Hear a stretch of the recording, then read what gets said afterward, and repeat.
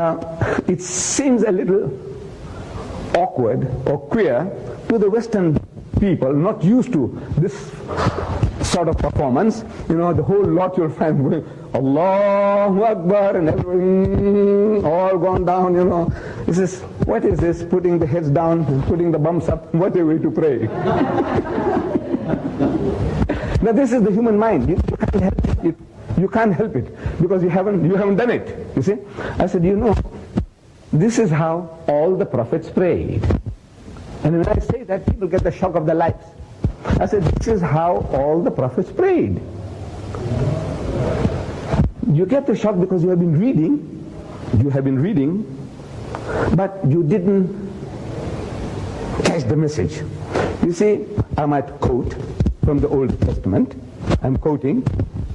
It reads, and Abraham fell on his face and prayed to God.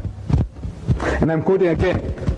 And Moses and Aaron fell on their faces and prayed to God. And Joshua fell on his face and prayed to God. When we come to the New Testament, we read that was his last days on earth, Jesus Christ, he went to the Garden of Gethsemane with his disciples. And he said, wait and watch. And he went a little further and fell on his face and prayed to God. Oh my Father, if it be possible, let this cup pass away from me, meaning remove the difficulty from me, but not as I will, but as thou wilt. What did he do? He said, wait and watch. And he went a little further and fell on his face and prayed to God. Am I quoting correctly? If anybody knows your Bibles, and fell on his face and prayed to God. I'm asking, how does a man fall on his face and pray? Except the way we Muslims do. Can a circus acrobat do anything better than that? No. But you see, the modern gentleman, with apologies, the modern gentleman is more worried about the creases on his trousers than humbling before God. He wants to sit right on his backside, and he's telling God what to do. And little wonder God is not listening. So he's wondering whether God is deaf or he's dead. I say he's neither deaf nor dead.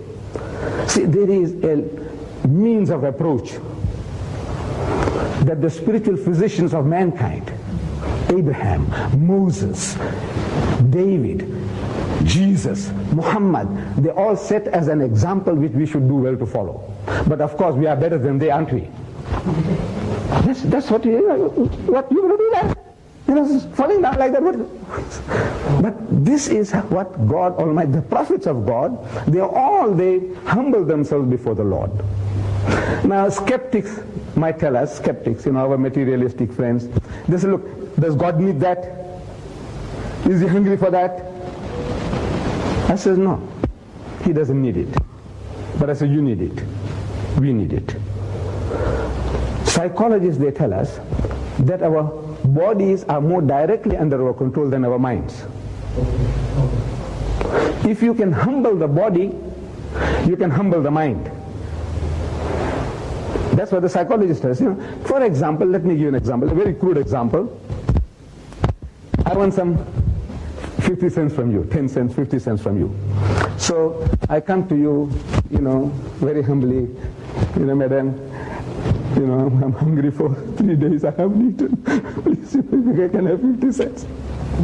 You see, I might be putting up an act.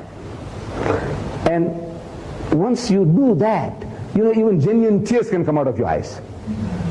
My God, I tell you, you know, if you try and, you know, put your heart and soul into, you know, I need that 50 cents from you, you know, so please, you know, my children are hungry. And I can shed genuine tears. Not glycerin tears, what you see in films, you know. Genuine tears can come out.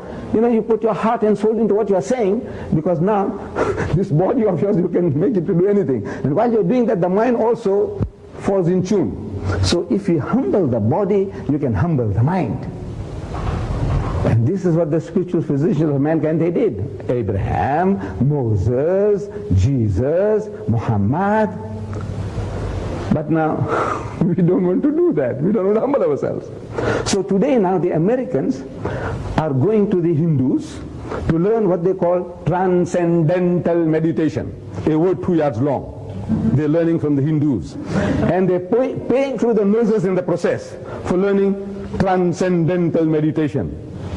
I said, you know, this is the common property, the common birthright of every Jew, every Christian, every Muslim, if they only followed in the footsteps of their own prophets. But since you have lost touch with the teachings of your own prophets, now you have to go to the Hindus and learn transcendental meditation and pay through your noses in the process.